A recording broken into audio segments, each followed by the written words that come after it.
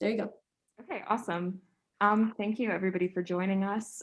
So I just wanted to have Len and Scott talk a little bit about their current jobs, like what led them to this point.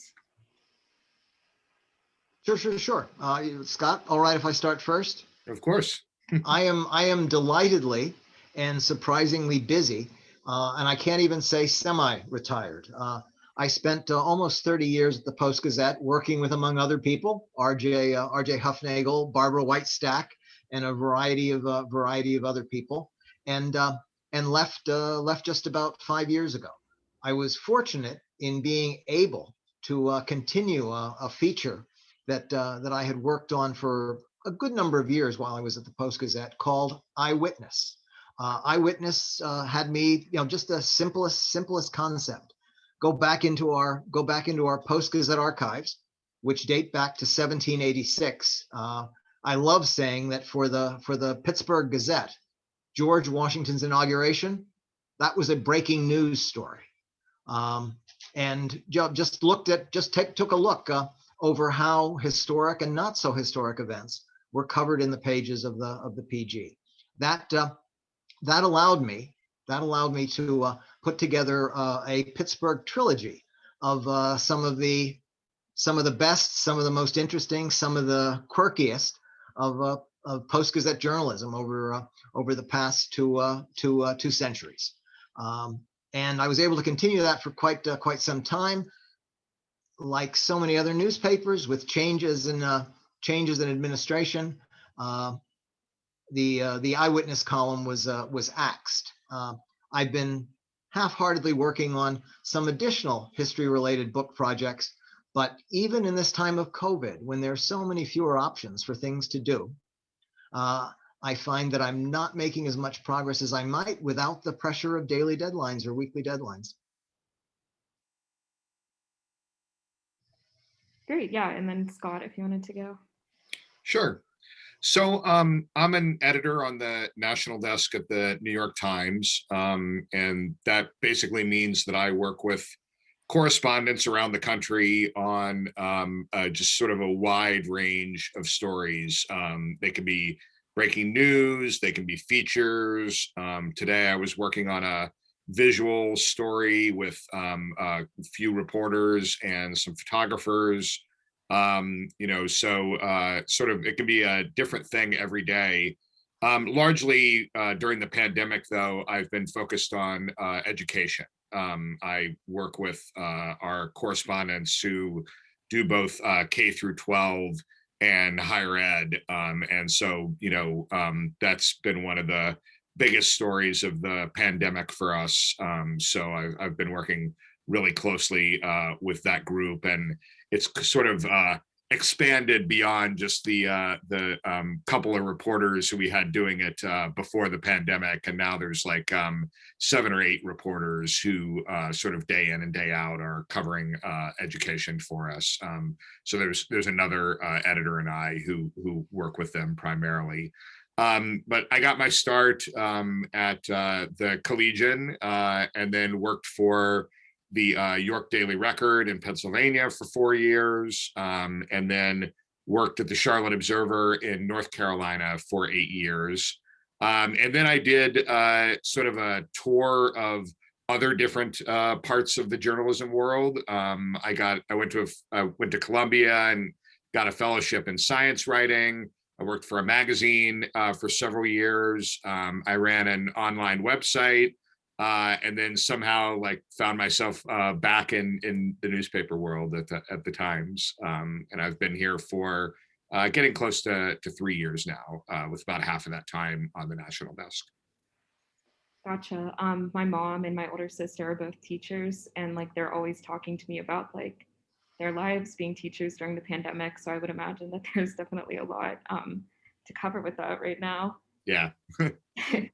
Awesome. So then my next question, just to talk about basically the topic of this table talk, is just why is this so important? Why is it essential to build and establish relationships with your sources? Scott, if you'd like, I'll start. I'll Sure, start go ahead, there Len. as well. Yeah. I chatted with a couple of my chatted with a couple of my colleagues, and I found that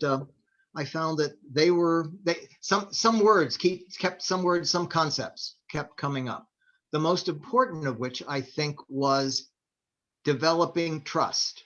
And what's the so that the source knows that you're not going to you're not going to burn them if something is said in confidence, and so that that what the source tells you, which of course still has to be pursued to multiple places to try to judge its accuracy, that the source is not going to look to burn you with bad information. And again, I think that's critical for a great variety of different kinds of reporting.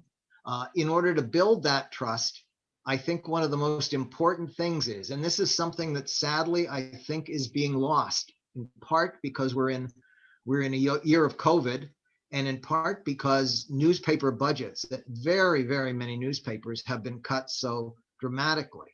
You build trust by being there. That means getting out to community events and community meetings. The phone and Zoom are very, very impressive tools that were not available when I began doing journalism a very long time ago. But they cannot take the place of in-person comments where you can look in the eyes of people, and where they can look into your eyes.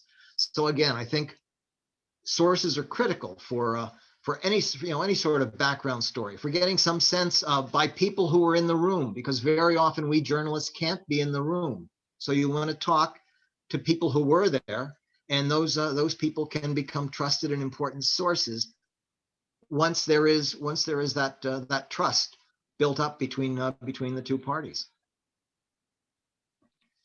So, so as I mentioned, I'm an editor now, so that means I am not doing the day-to-day reporting, but I still have sources who I keep in touch with from throughout my career.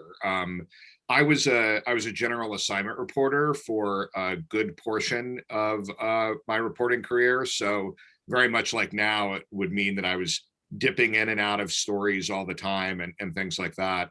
But I made it a point to sort of know and keep connected with people who I thought would be helpful and key to whatever I was doing. So I started my career as a police reporter. I covered night cops in York, Pennsylvania, and throughout my years of reporting, being able to draw on those police sources that I made on my very first beat was always incredibly critical, because no matter what you're covering, the cops tend to get involved when things go bad, and so having chiefs and other officers, at the ready, who knew me and trusted me and would provide me with information, even once I moved on to covering county government and politics and things like that. That was always really helpful. When I was in Charlotte, one of my best sources was the public information officer at the fire department there.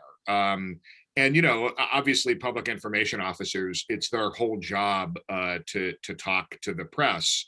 But this guy was incredibly well connected, not just with the fire department, but with the city, with public health.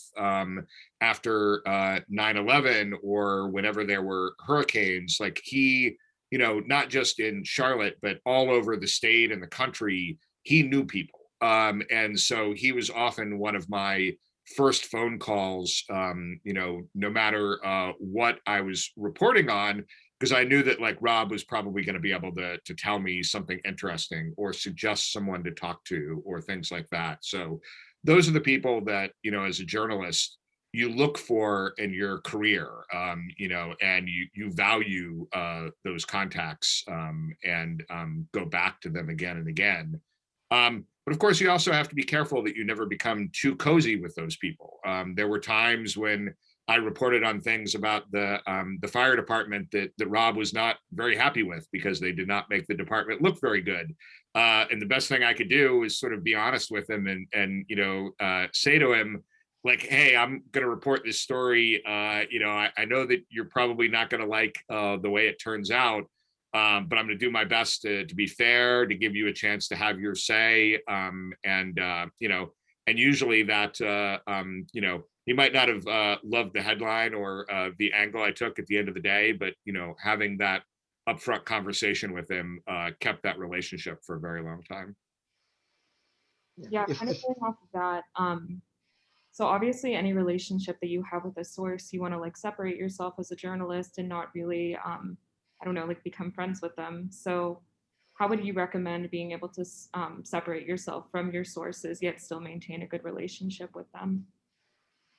I think you do have to know that you could have to burn somebody at any moment. And so, there's a difference between being friendly and being friends. And you sort of have to know where that line is, and be prepared that, at any moment, something may happen and you may have to treat a source differently than you would like to. But that's just the way it is when you're a reporter. The obligation is to get the story and to tell the truth. I think there are different fields. And Scott, I think probably nothing was more important for me than I too began as a general assignment reporter in Bethlehem at the other end of the state, Bethlehem, Pennsylvania, and as the night reporter, I did a huge variety of things, including cop calls. There were a good number of things I think I was very, very good at. I spent a good number of years as a business reporter. I enjoyed that very much. I enjoyed the people that I worked with, I think, on business reporting. I was possibly one of the worst police reporters in the history of Bethlehem, and possibly in the history of all of journalism. Well, a couple of things happened. We had an excellent Monday through Friday police reporter, so that when I showed up on Saturday, the most common way I was greeted by was, "Where's Mary?" Mary Wagner being the Monday through Friday cops reporter. And again, this was a good number of years ago when there were and sadly in those days limited number of women who were doing things like the police beat. But the relations that Mary had with local and state police, I think, were very strong, and they were built on some of the same things you talked about, Scott. That she was friendly with them, but she never saw them as friends, and she wrote her stories based on what she was finding.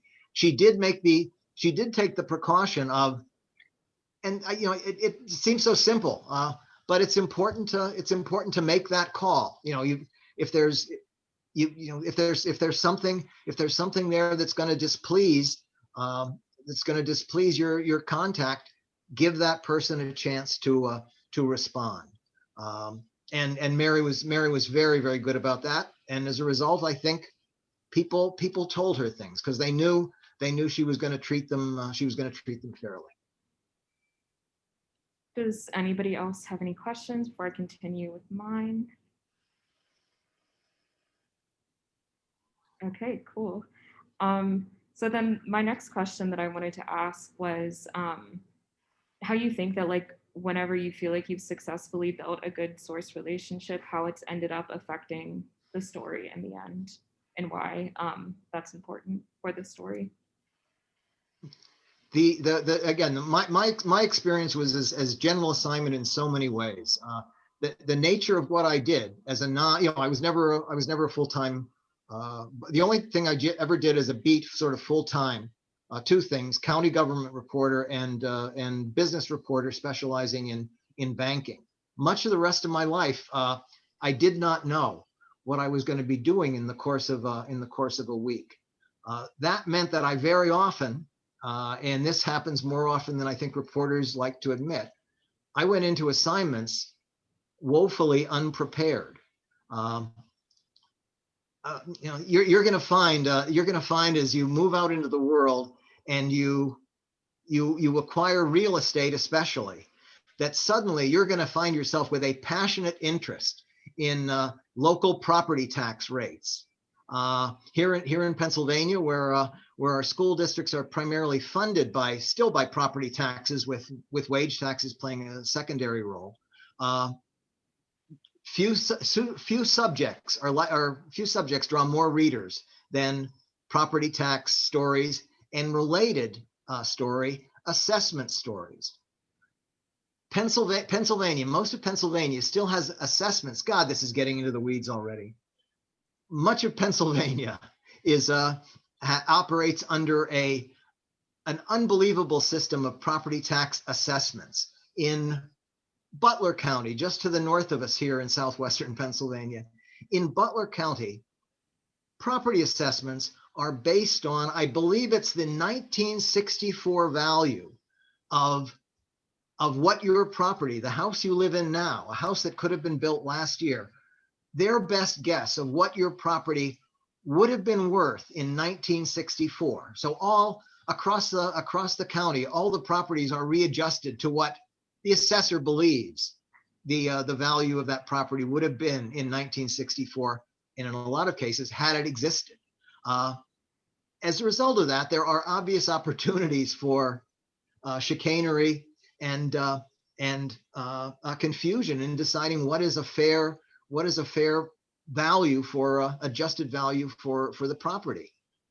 I came into reporting county government in the middle of a reassessment effort, and I knew nothing.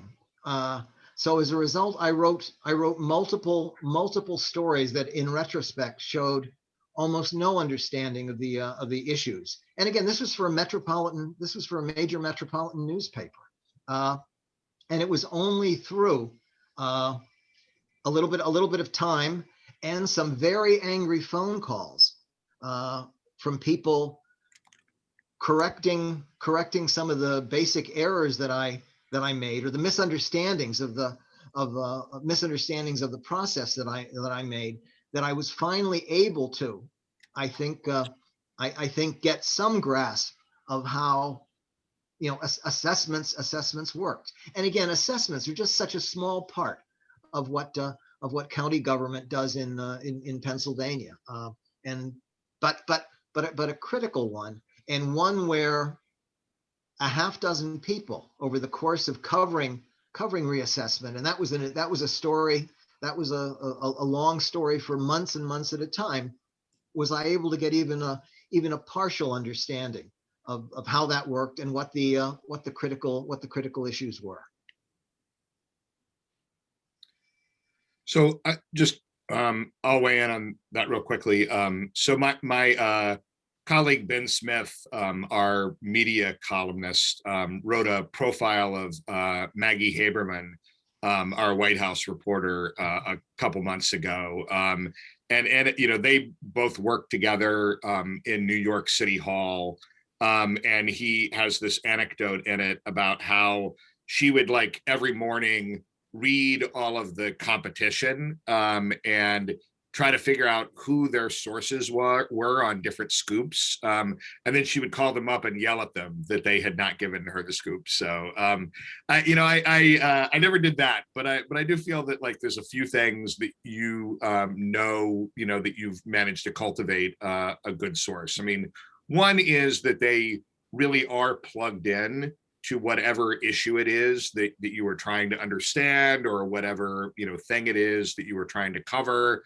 And two, so that they have more of a clue than you do, but two, that they are willing to share those things with you, that they call you up and say, hey, I think there's something going on here that might interest you, or, I know that you are interested in this, and here's what I'm hearing about it. I mean, that's sort of like the gold mine when you've found a source that will do that for you. And it usually takes a while to develop that sort of thing. But what I most prized in anybody that I worked with was somebody who was honest with you. Everybody has their point of view and everybody has their spin and things like that. But you wanted to know that when you were relying on somebody for information, that they were reliable, that you could trust that they were giving you, the honest truth about it. And those, sources who are willing to really go behind the scenes and tell you what's going on are just incredibly valuable. Yeah, for sure. So my next question, oh wait, Lindsay has a question. Yeah, sorry. How do you guys, so this is just like kind of thinking about that like firefighter story you just told, Scott. How do you balance like printing a story that your source is going to be unhappy with keeping the source as someone who is going to trust you and will continue to be a good source for you? Like, when is it, I don't know if that gets it across what I mean, but like just trying to balance that, keeping the source, like trusting you and wanting to work with you, and also like publishing a story that you need to publish.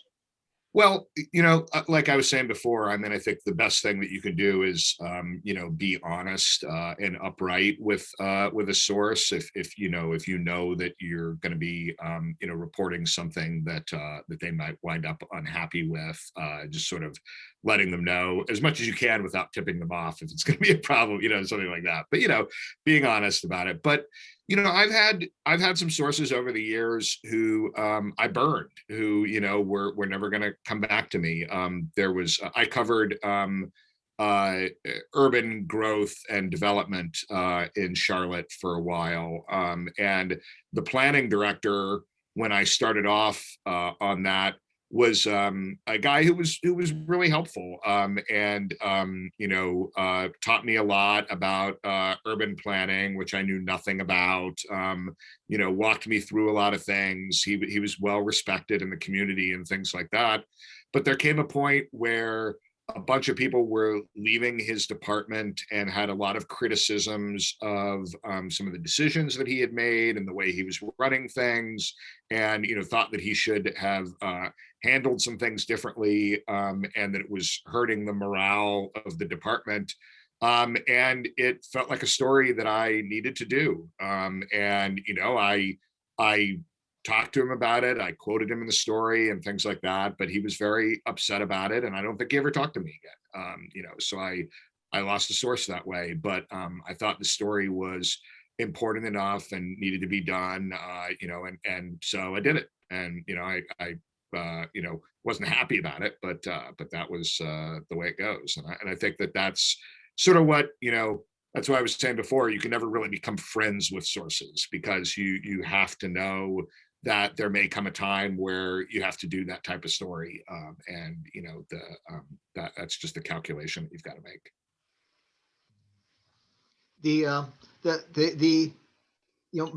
Bosses, I think, are very important. Who's supervising the source? Because I mean, there are, this is more actually with dealing with public relations people. I don't know if any of you have desire to go into public relations. A warning for you if you're going into public relations.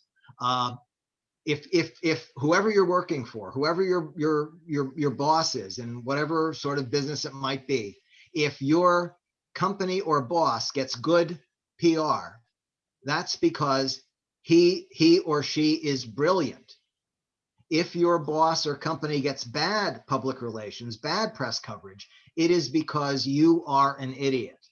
I think that's just the nature of doing public relations. And I can think of a lot of reporters, and myself included, who would sometimes get angry at public relations people. And an important insight, which came much too late in my reporting time, is that public relations people are the creatures of their bosses.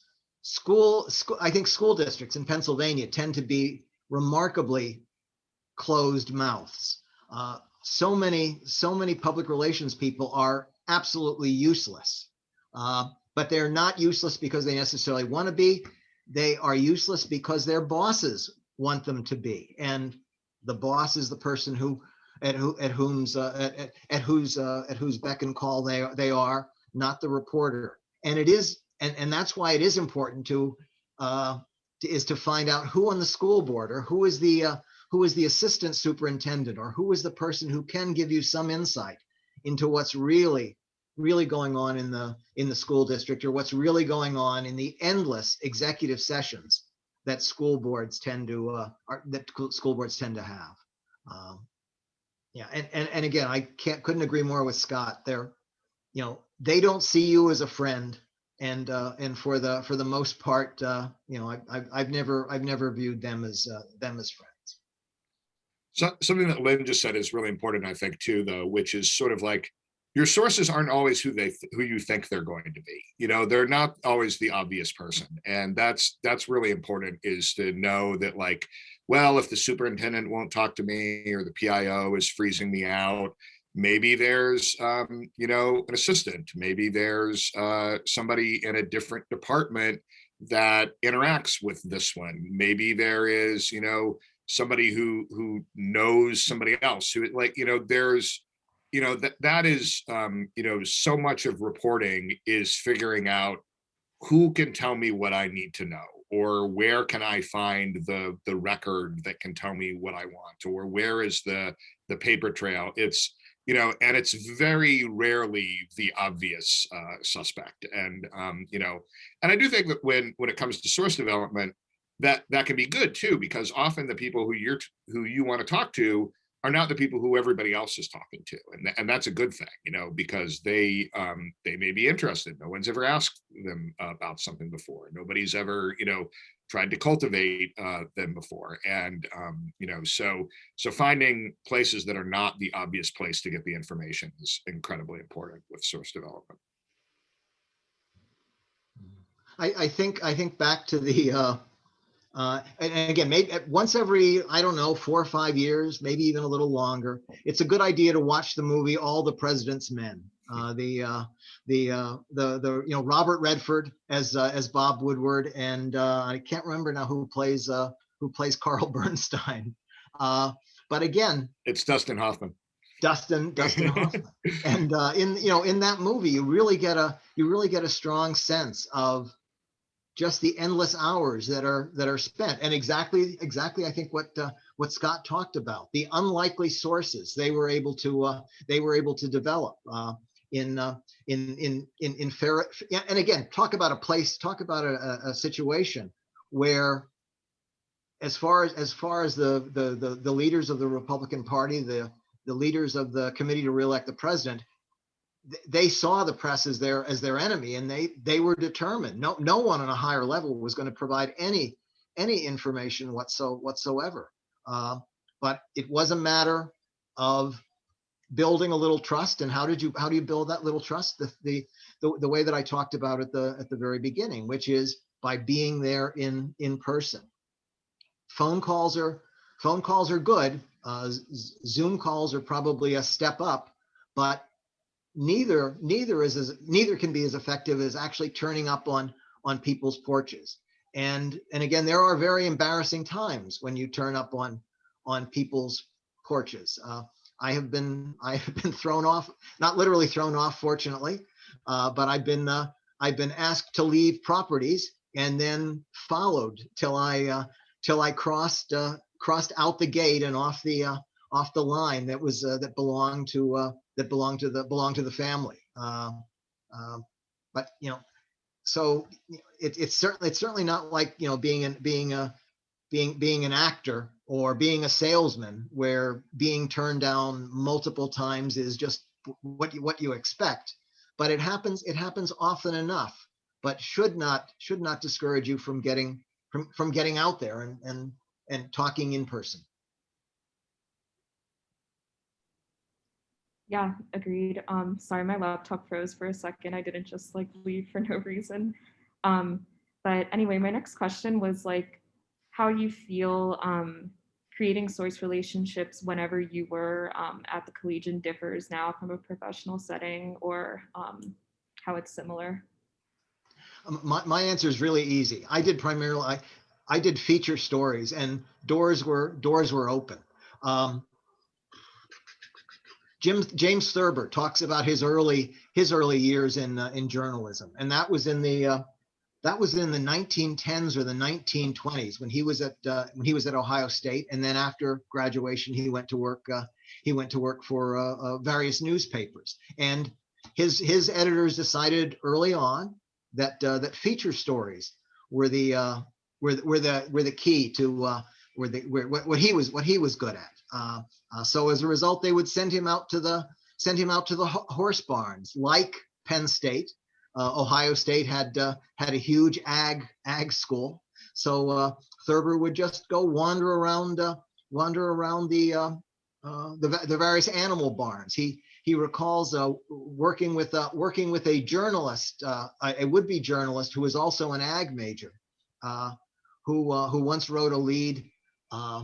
The words are something like, "Who has noticed the sores on the back of the horses in the agricultural department?" It was probably wise that Thurber argues that it was probably wise that person stuck with agriculture rather than journalism. But feature story, in terms of feature stories, people are glad to talk with you. So that was, so Collegian, in many ways, Collegian gave me a less clear sense of what real journalism was going to be like, because at the Penn State weather station, or in the debate, the debate squad, they were always eager to talk. Not quite so easy in the real world. I discovered soon after graduation. So when I was at the Collegian, I covered the Greek system and student government. I'm not going to say that I did any incredibly hard hitting investigations or anything like that. But I did write about hazing and some other issues within the Greek system. The student government when I was at school was like crazy. As RJ will remember, we had a guy run for student government and win, who was the head of the marijuana legalization organization on campus, which back when I was in school was way more controversial than it is now. Now marijuana legalization is a pretty mainstream thing, but back then it was, it was still a little crazy. So, I did find, even then that, building source relationships and things like that was very important, and was similar to my first job as a police reporter, and covering county government and things like that. I think one thing that's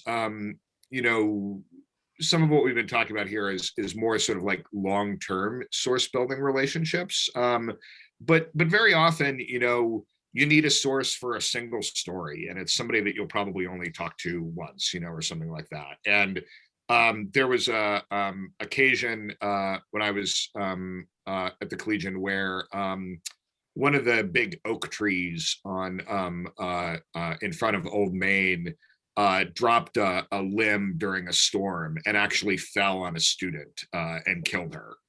And so I was reporting that story, and I didn't know how, I got all of the information from the campus and the police and, and things like that, but I didn't know how to talk to her family. I had never done that before. And it was the first story I had covered that was a real news story with a tragedy at the heart of it and things like that. I think I may have tried, I may have placed a couple of phone calls to, what I thought was, her, I forget where she was from, but, figured out where her family was from and found somebody with the same name and, placed a couple of phone calls there.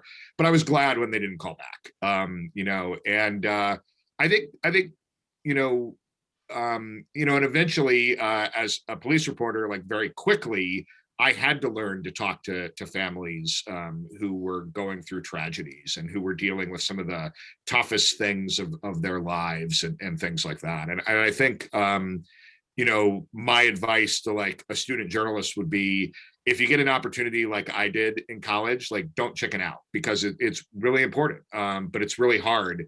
And the best way to do it is to just try to approach them, realizing that you are talking to somebody on maybe, the worst day of their lives or one of the worst day of their lives, and be empathetic and be sympathetic, but also be clear about what you're doing, and, like, I'm talking to you because, your loved one's death or whatever tragedy you've just been through is newsworthy, and people are going to want to know, about, what you're dealing with. If you're trying to talk to somebody for like a profile of a loved one or something like that, I think that could be a little bit easier, because then you say, I want to make sure that people know who this person is, and you're the person who can tell me that. And, but I was interviewing for a job, and that was one of the clips that I submitted. And the person who I was interviewing with, rightly pointed out, like, you did a good job covering the news of this, but, did you try to do that? And I'm like, no, I really didn't. I wasn't up to it. And they said they understood. And, I think, threw me into like the first situation they could where I had to do that and had to learn to do it. But I think that's, really important to try and take those opportunities when you can.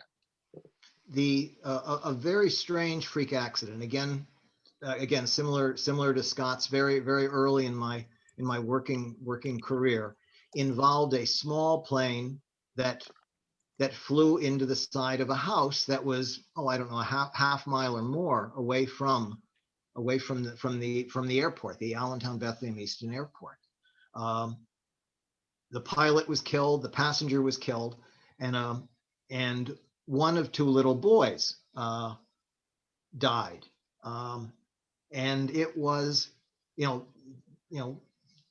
a small enough community. Bethlehem was a small enough community where, families are known, and the expectation was that a call would be made. And I made that call, and it was difficult. And I've had other people who have just simply hung up on the phone for me, but this was very early on. And this was the case of a family that just wanted to talk about this, this wonderful little boy. And we're eager that attention was being paid.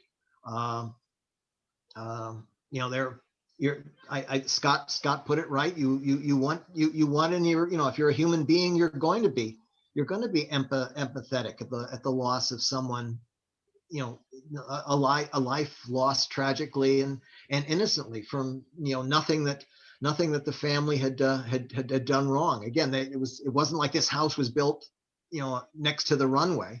It was as freaky a freak accident as could be imagined. But my sense was that in this case, the family, my memory is it was the dad, that the dad did indeed want to talk about his son. That stayed with me. The other thing that Scott talked about, needing sometimes a source only for one story. I've had good fortune in when I worked in for the Post Standard in Syracuse, working for the Post-Gazette in Pittsburgh, and to my earliest days, when I couldn't get information from the cops, Mary Wagner, our full-time police reporter, could lead me in the right direction with a phone number or an address. I found that my colleagues at all the papers I've worked at have been willing to direct me to some of their sources, or even make a phone call in preparation for my call. So in terms of sources, don't forget the information that your colleagues can provide to you, and that I think you should be ready to provide to your colleagues as well. Yeah, kind of going off of that. So this is obviously about source relationships right now, but like you were saying, colleagues can definitely be helpful with creating relationships with sources. So how do you think it is important to like create good relationships with your colleagues? I think my first job at after college, I'd worked for the Allentown Morning Call for a time during the summer. Back when newspapers didn't have internships, they had summer jobs. When I got that summer job at the Allentown Morning Call, there were 3 questions, I think. Did I have a driver's license? Could I type? And when could I start? As opposed to those of you who have tried out for internships, and I know internships at the Post-Gazette seem to involve more more paperwork and more interviewing than a CIA posting. It was very much different. The standards were low there. And now I'm afraid I've drifted off, as so often happens to me. Rebecca, what was your main question? Oh, I just wanted to talk about the importance of like creating good relationships with your colleagues, and how I don't know, not only can that like create a better workplace, but also lead you to sources that you may need. Yeah. Well, as I said, the first thing is that they can be very useful. As I said, especially when you come into a story and you don't know anything about it. Me and police, me and assessment. They're folks who can help you. When I got my job at the Bethlehem Globe Times, Glenn Cransley, who had been an editor of the Collegian a year or 2 years before me, was already there. And I remember Glenn telling me, as he gave me the tour, the new employees tour. The tour consisted of, this is where the men's room is, this is where the Coke machine is, and we'd take turns filling up the Coke machine. And that was the sum orientation at the Bethlehem Globe Times. But Glenn also said that you may not always like the job here, but I think you're going to like the people here. And every newspaper I've worked at, and I have not worked at in really the highest pressure situations. Medium-sized newspapers. The Post-Gazette was the biggest paper by far I ever worked at, and it's had sadly a declining circulation. In print, still doing pretty well with online. I've liked all the people. I've liked pretty much all the people I've worked with, and many, if not most of them, have liked me. Although I do recall going back to the old newsroom at the Post-Standard after I had left for graduate school, going back and seeing Luther F. Gus Bliven, who had covered New York politics for the Post-Standard in Syracuse for the previous 40 some years. Gus and I had our share of run-ins when we were both at the paper. I came in, I said, "Hi, Gus." Gus said, "Hi back." And then a few minutes later, he went over to one of my buddies and said, "Who is that?" And he said, "Well, that's Len Barcousky." And Gus said, "Why'd I say hello to him? I don't like him." But Gus was the exception, I think.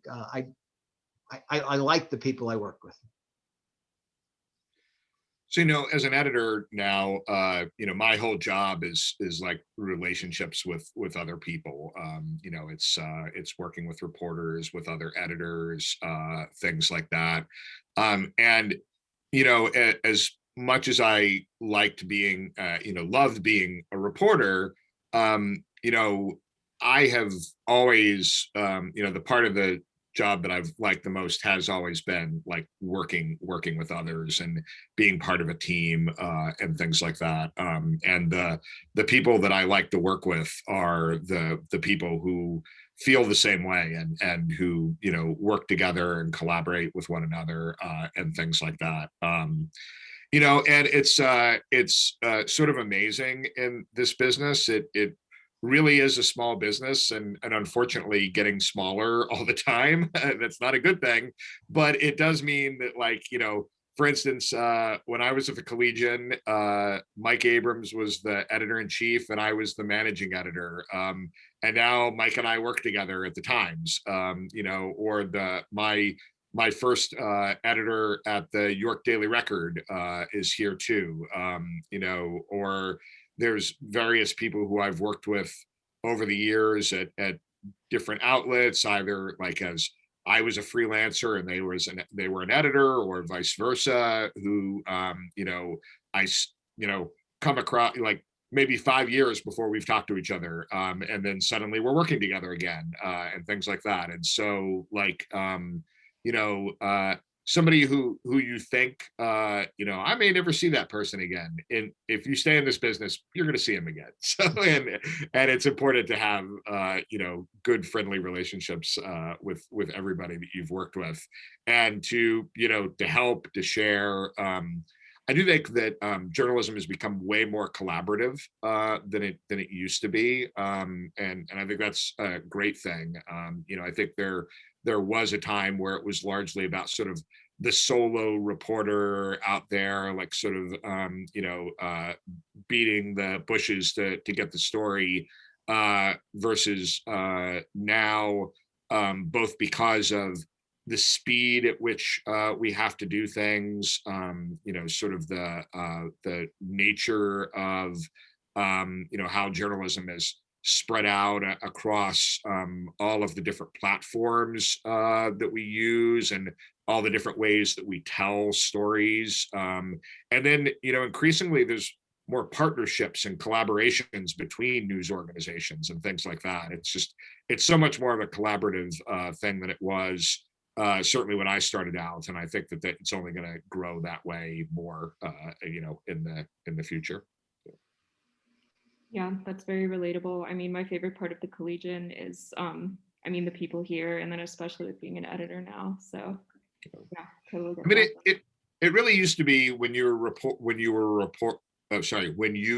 reporter, like when I started off, you worked with an editor, and then maybe there was an editor above them, and then a copy editor, and then you might work with a photographer when you went out on a story or something like that.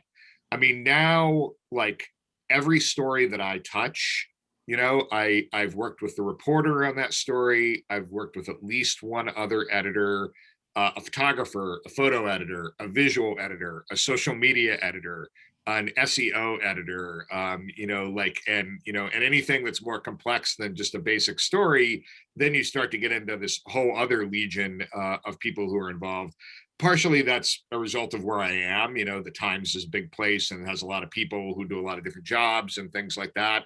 But it was true even when I worked at much smaller places, that the job of doing journalism now requires so many people with so many different specialties and skills and things like that, that to do stories well and to make sure that they find an audience requires just a much larger array of people than it ever did, when I was starting off. Mm-hmm. I think I'm not sure if I should ask Rebecca, or would it be? I'm curious as to what you and your colleagues take out on assignments. And for the most part, are you editors, or are you reporters, or do you do both? I'm an editor right now, so I haven't really been doing much reporting. There are a bunch of other editors. I'm in charge of lifestyle staff, which is focused on like arts and like other like lighthearted content. And then there's obviously like the EIC, Maddie, managing editor, Lindsay, and then the DME, and then they're in charge of all of the individual beat editors. And then, yeah, so it's very collaborative. Are your folks going out? Your reporters going out? Again, even when I started at the Post-Gazette, we had incredibly strict craft rules. I was not allowed to touch a camera or take a picture. So you always went out with a photographer, and of course there was not even a thought of someone to collect sound or video in those early days, which just don't seem that far in the past. But by the time I left, our reporters went out with cameras, both still and video, and mini recorders for collecting sound, and with the expectation that we would have stories for those multiple platforms. And again, this is at a larger paper. I'm assuming you folks are doing stuff online. Are you do you do a significant amount of video as well, and audio podcast sort of things?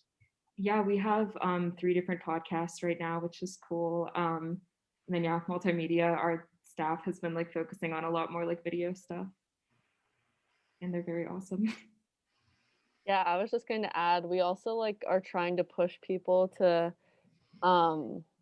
like do other things and like develop other skill sets. Like we're doing photo and video workshops this month for people who don't know photo and video, because we're trying to I feel like nowadays our professors tell us you can't just know writing, you have to know like 2 other things if you even want to like make it anywhere in journalism. So we're trying to like give people the opportunity here to learn those things on the go. Good. Cool. And then I think Lindsay had a question. Yeah, I did. This is kind of backtracking a bit though, but we were talking earlier about how like a lot of times at the Collegian, like you only need a source for one story and like that's it. That is something that has like always been the case here, and we talk about this all the time, but a lot of the times people feel like that's what we use them for. Like we come to them for one story and then we never talk to them again. And we like have always been trying to think of ways to like improve that, but it's hard when we're changing beats every semester. Like there's a new reporter on a beat every semester, things like that. Like how can we could help our reporters remain good relationships when a lot of the times they won't need a source again? I mean, this is something when I took over beats from other people at various points in my career, particularly if they're willing to, and usually they are, just asking them to introduce you to like the 5 most important people that they cover can go an awfully long way. And it can even just be like a quick email or something like that. I mean, better if it can be a sit down or that sort of thing, but it doesn't have to be, and particularly I understand exactly what you're saying. I remember like, covering the Greek system for one semester and then hopping over and covering, student government for a next semester. And, there was definitely some overlap between those 2 beats, but it still felt like, you just barely met people and then all of a sudden you're off to the next thing. So, but that happens, in your professional career too, that like, you may spend a year and a half on a beat, which may seem like forever to you guys, but is really not that long, and then you're off to something else. And so like, I think both the person who's leaving a beat, who has put the effort in developing sources, like wants those efforts to, to continue, or they should, and the new person, has a real, reason, and the source quite often has a reason to want a relationship to continue. So, so talking about that with whoever your predecessor or your successor is, and trying to have some continuity there, I think is really helpful. I was lucky, that a lot of the people who I worked with or took over from were generous enough to want to do that sort of thing. But I think it can work. I mean, the other thing too is, thinking about, and I'm the one who said, the story that the source that you only need for one story. You should always realize you never know that that's true. You may think I'm never going to talk to this person again, and then very much just like, finding that you're working with a colleague who you last talked to like 5 years ago, the same thing can happen with the source. And so you never know. And so, that's why, beyond just the fact that it's the right thing to do, treating people fairly and with respect and things like that could go a long way, because you never know when that one source story turns out to be somebody who you need again. So. And you can sometimes find yourself covering odd things. There was a brief period at the Post-Gazette where I was the Post-Gazette's expert on, and I use the term expert very loosely, on colony collapse disorder. And I might say that the apiarists at Penn State were a great help in terms of giving me information on what might be going on in beehives, resulting in these winter die-offs. So yeah, be nice to everyone you're talking to, because it's a small enough world. You're very likely to run across them again. And the best handoff I had in my many years of journalism was when I went to the county courthouse. My predecessor, Karamaji Rajumba, gave me an absolutely wonderful list of contacts, and as Scott said, did take me through to meet a half dozen or so people before I began that job. So remember to do the same for those who follow you on those beats as well. Great. I think we only have a few minutes left. If anybody else has any other questions, or Len or Scott, if you have like final words of advice for us. Again, I'm going to say, don't. And again, I don't know why I'm so slightly obsessed by this. Don't go into PR first if you can possibly avoid it. Find a good journalism job of some kind, whether it's magazine, whether it's radio, whether it's television, and ideally, newspapers. Although we're delivering our information in multiple different ways, it's the hours are bad, the money's not as good, but it's a lot more interesting. I was going to say fun. May not be fun for some of you, but it's a lot more interesting, truly. It looked like Maddie had a question. Yeah, this is going a bit back to what we were talking about earlier, but I just keep thinking about it. So I feel like personally, I usually don't have much issue talking to sources, and usually everything's fine. But when it is a story where it's especially with tragedies, I really don't want to bug these people, or I really don't want to offend them or something like that, especially when it's something almost so personal to them, where that it could affect them personally, or they could get really angry at you. I just feel my personality is just I don't want to go near this. So I guess when you are in the scenarios where you have to make these calls, or a Collegian alum was talking to us the other day about how she had to go to a funeral to try to find sources, which seemed really crazy to me. But how do you get rid of that part of you that is just really I don't want to do this, I guess? Well, first of all, I would say don't get rid of it. Hard-hearted people don't make good journalists. Good journalists have empathy. They care about people. They they understand emotion and tragedy and things like that. So but you want to use it. You want to use it in a way that says I'm doing this for the right reasons. I'm doing it because there is public interest in this thing that happened, and that I know that telling someone's story can be good for both them and for the people reading it, you hope, and to try and approach it that way, to say, I'm doing this for the right reasons. I mean, if you don't think you're doing it for the right reasons, then you might need to rethink it. Talk to an editor or somebody else about, sort of why you're doing it. But, you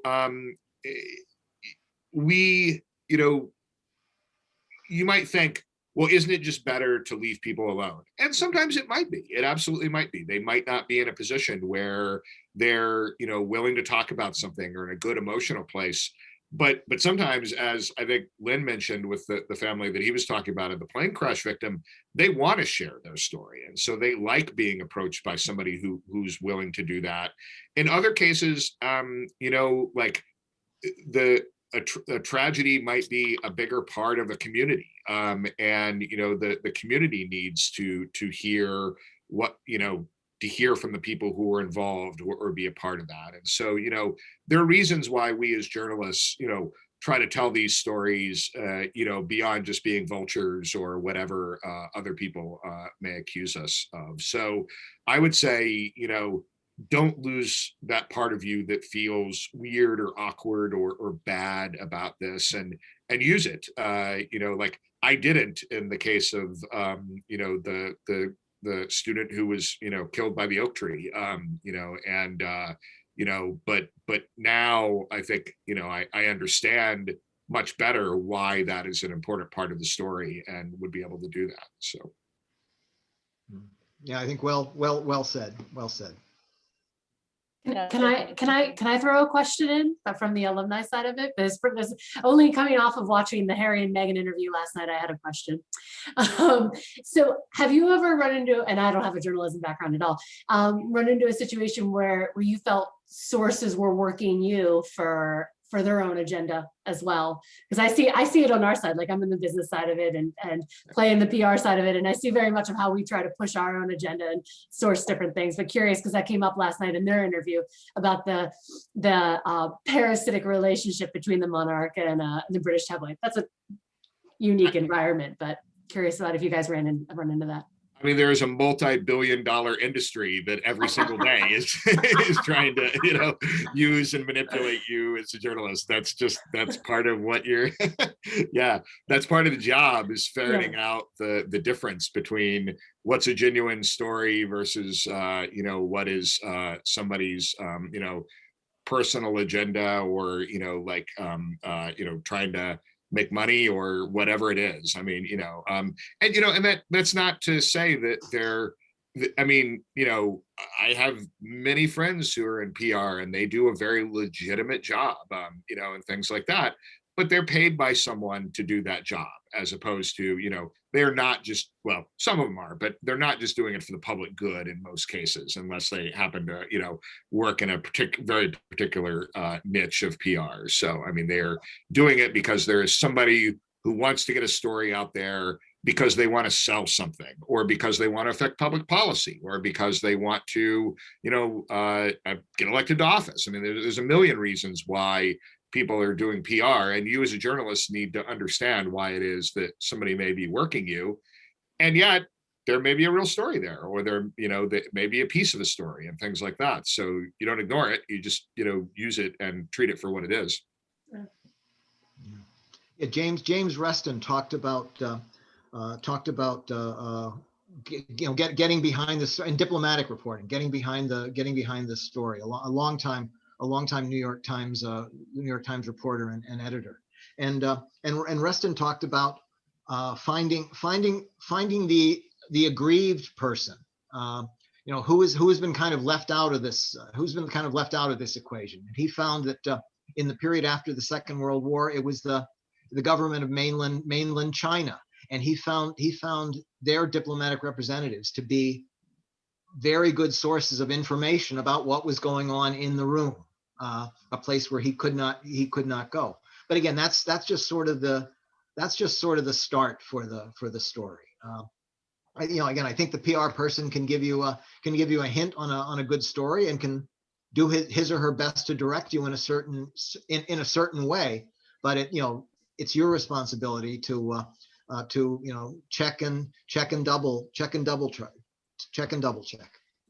And what Len said, aggrieved sources, just made me think. I mean, since we're talking about sources here, I mean, I would just sort of make a plea that, like, something that I think all of us in journalism wrestle with, or at least have tried to wrestle with more in recent years than we probably did in the past, is diversity of sources. And that means, making sure that if you're a science reporter, you don't just quote like male doctors and scientists, that if you are talking about the impact on a community, that you're looking at the breadth of that community, whatever the diversity is there, whether it's racial, whether it's socioeconomic, whether it's anything like that. I mean, I think I would look back at some of my early stories and the sourcing for those stories and be really embarrassed these days by who I considered like an appropriate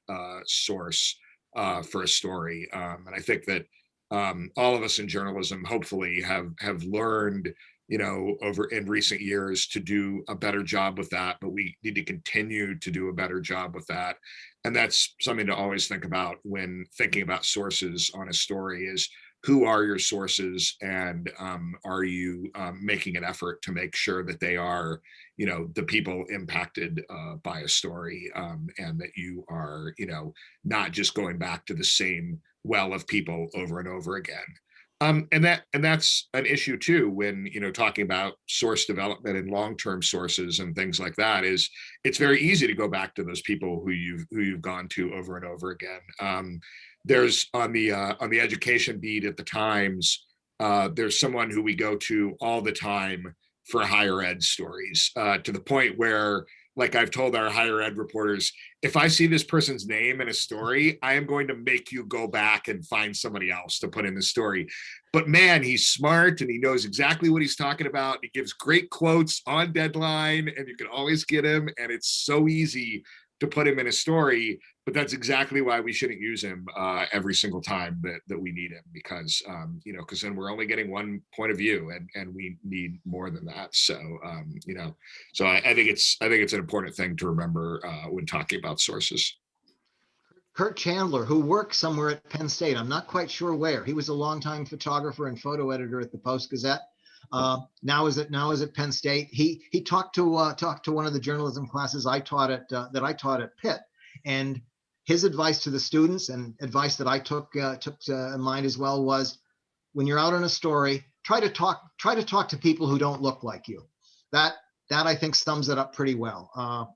And it's something I've ever since that talk I have tried harder to do that, and not just go across the street to the Tally Ho bar in Bethlehem, which is where we went for, and they were primarily man in the street, I'll admit, person in the street interviews on election night, Nixon resignation night, or any of a dozen other stories you can think of. We just, it was the easiest thing to do, across the street to the Tally Ho.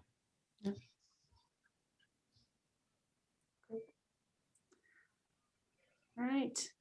Any other questions? I know we've extended a little bit past 5, but I think this has been great. I love the stories. I love the insights. This is great. So any students, anything else? Otherwise we can.